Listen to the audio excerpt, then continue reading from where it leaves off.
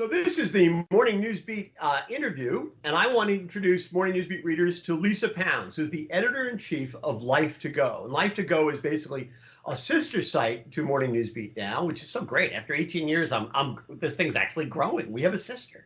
It's unbelievable.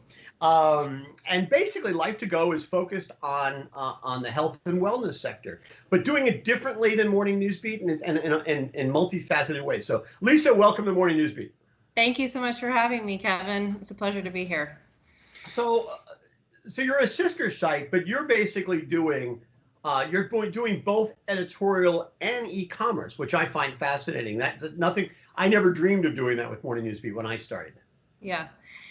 Yeah, absolutely. So we don't just want to be another, e-commerce platform. There's certainly many out there, but we want readers and our readers to really come to the site for curated content. So curated brands and lifestyle items and curated content. So we've got 4 different categories, and we really just got started a couple months ago. So we're continuing to expand our content and our brands, but we really focus on wellness as a whole. We focus on food and drinks, adventure, and then also on fitness and what you can do physically to lead a healthier lifestyle. So really around those 4 different areas.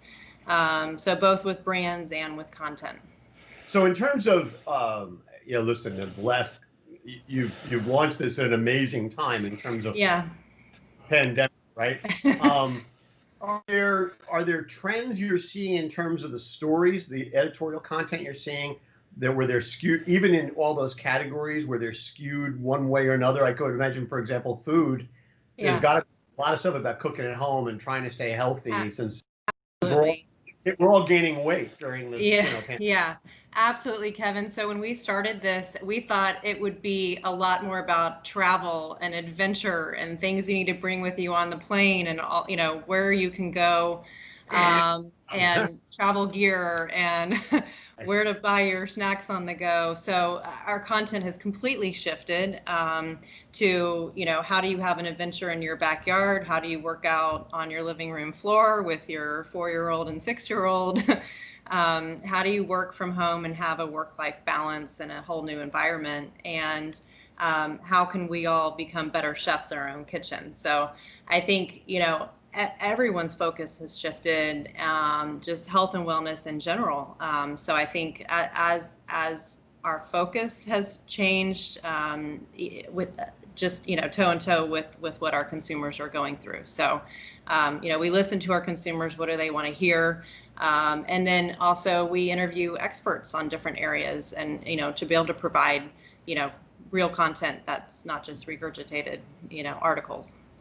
I would think that for my audience, which is largely retailer supplier, mostly, but not exclusively in the food business, there'd be a lot of ideas in there that they could adapt. In other words, if they're trying to, if people are going to their stores or shopping online or whatever it happens to be, and they're looking for ideas because nobody's going out to dinner, there's limited in terms of their options. I would imagine that some of the editorial would be really well positioned to help give them ideas about things to do in their stores. Yeah, absolutely. I think, retailers now are should be, and I think they are focused more on how do people cook at home, and they have partially prepared meals or recipes that accompany them, or they're now giving them additional resources online.